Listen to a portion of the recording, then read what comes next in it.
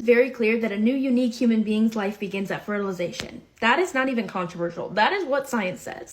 Hi, Science here, specifically a cell and dev biologist. At about 5 days after conception, the embryo is only about 100 cells, and the inner cell mass, that clump on the inside, becomes the fetus, while the outer cells become the placenta.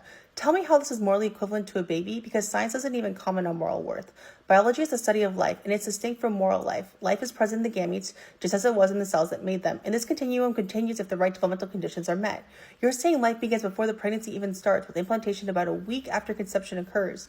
Your views are ideology, not scientific fact, and your comments ignore the complex reality of the developmental process. From that point forward, a new, unique human being exists. There is no question on if that human being is alive or not. Science is extremely clear. Being born is the most significant transition a person goes through. The first breath causes blood to start perfusing the lungs, leading to physical changes in the heart, which allow for self-sustenance versus total dependence on the mother. The umbilical cord, before a literal lifeline, is cut and the baby feeds for the first time, waking up its GI tract.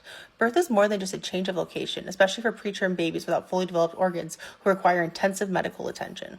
Babies are also born at all different gestations. Some are born at 24 weeks, some are born at 30 weeks, some are born at 42 weeks. There is nothing about the birth canal that is magical that all of a sudden makes a baby alive.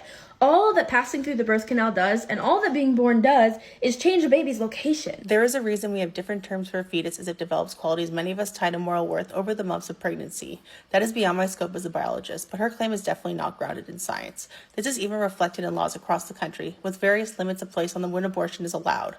However, many major medical organizations like the World Health Organization and American College of Obstetricians and Gynecologists do agree abortion is health care. This argument is such an anti-human and discriminatory viewpoint to have. Don't be like this person. Be pro-life, stand with science, and stand with human rights.